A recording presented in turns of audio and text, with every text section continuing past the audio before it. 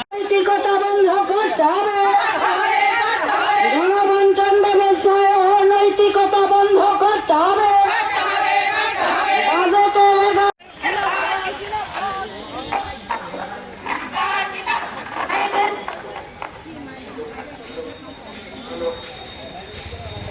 जो बीजेपी की सरकार है ये जुमलाबाजी सरकार है। वो शुरुआत से ही जुमला करते रहे हैं। पहले उन्होंने कहा अच्छे दिन आएंगे, किसके आए? टमाटर का दाम अभी 150 रुपया हो गया। और फिर उन्होंने कहा मैं चौकीदार हूँ, तो अभी तो ये स्पष्ट हो गया किसके चौकीदार है ये लोग। ये तो अदानी और अंबानी के चौकीदार है, देश के नहीं। देश को बांटने का और देश को बेचने का काम ये चौकीदार किए हैं। और दूसरी बात, बेटी बचाओ बेटी पढ़ाओ, कितने लाखों महिलाओं के ऊपर अन्याय हो रहा है। नई शिक्षा नीति से बच्चियों की पढ़ाई छूट रही है। 15 लाख रुपए अकाउंट में डालेंगे, कहाँ डाला? जो भी अकाउंट में था वो भी खत्म हो गया। तो ये जुमला सरकार है, झूठ के आधार पर लोगों को फंसाने की, गुमराह करने की हमेशा उन्होंने कोशिश की है। लोग अभी फंसेंगे नहीं।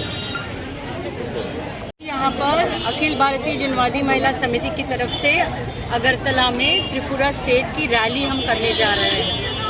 अखिल भारतीय जनवादी महिला समिति पूरे देश के अंदर औरतों के सवाल के ऊपर संघर्ष कर रही है। ये दोनों सरकारें, आपकी स्टेट की गवर्नमेंट और सेंट्रल गवर्नमेंट, एक ही पार्टी उसको चला रही है। ये बीजेपी आरएसएस की जो गवर्नमेंट है, लोगों के आम सवाल जो है उसको सुलझाने के बजाय और बिगाड़ रही है। आप जानते हो महंगाई इतनी आसमान छूने लगी है, गैस सिलेंडर का दाम 1200 तक पहुंच गया है, हाथों को काम नहीं मिल रहा है। और मनरेगा के बजट में ये सरकार ने कटौती करी है, उसकी वजह से बेरोजगारी भी बहुत बढ़ गई है। और भूखमरी और माल न्यूट्रिशन, कुपोषण भी बढ़ गया है देश के अंदर। और ये यूनाइटेड नेशंस का भी ग्लोबल हंगर रिपोर्ट कह रहा है। और ये सच्चाई छुपाने के लिए नरेंद्र मोदी की सरकार ने अनीमिया के आंकड़े नेशनल फैमिली हेल्थ सर्वे के अंदर से काट दिया और बोला ये अभी आंकड़े यहाँ पे नहीं आएंगे। मतलब सच्चाई को छुपाने के लिए आंकड़े देना ही बंद कर देना।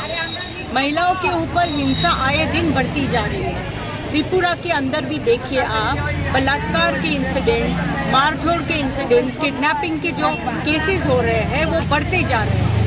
और ये सरकार जो है बीजेपी की सरकार लगातार जो गुनहगार है उनको सुरक्षा दे रही है। दिल्ली में भी वही हो रहा है, त्रिपुरा में भी वही हो रहा है। दिल्ली में आप देखिए कुश्ती खिलाड़ियों के कार्रवाई के ऊपर कोई कार्रवाई नहीं किया। ये ब्रिजभूषण शरण सिंह को, संदीप सिंह को, ये दोनों को बीजेपी के लीडर है, एमपी है, एमएलए है, कार्रवाई नहीं हुआ।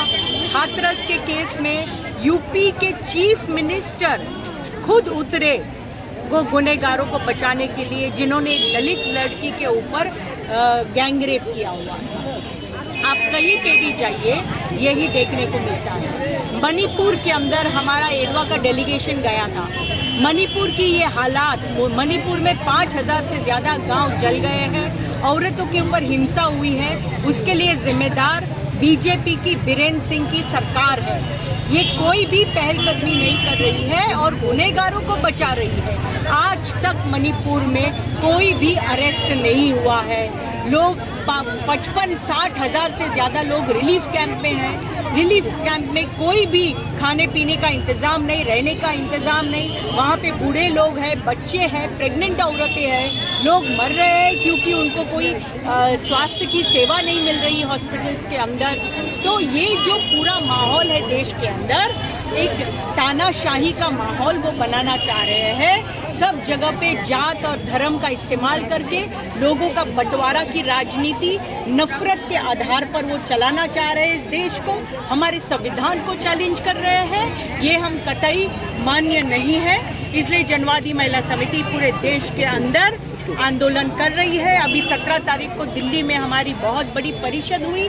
हम अक्टूबर के महीने में दिल्ली के रास्तों पर बहुत बड़ा जुलूस निकालने वाले हैं, ये कहने के लिए कि बीजेपी आरएसएस हटाओ, महिला बचाओ, देश बचाओ। ये ज़रूरी है आज, तभी ये भारत एक धर्मनिरपेक्ष जनवादी मूल्यों पे चलने वाला भारत बच पाएगा। नहीं तो ये आरएसएस ने आज़ादी के समय भी ब्रिटिश का साथ दिया था, आज़ादी के समय इस देश के साथ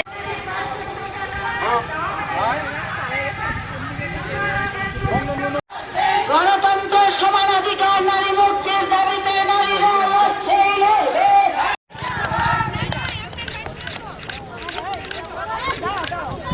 কমরেড সবাই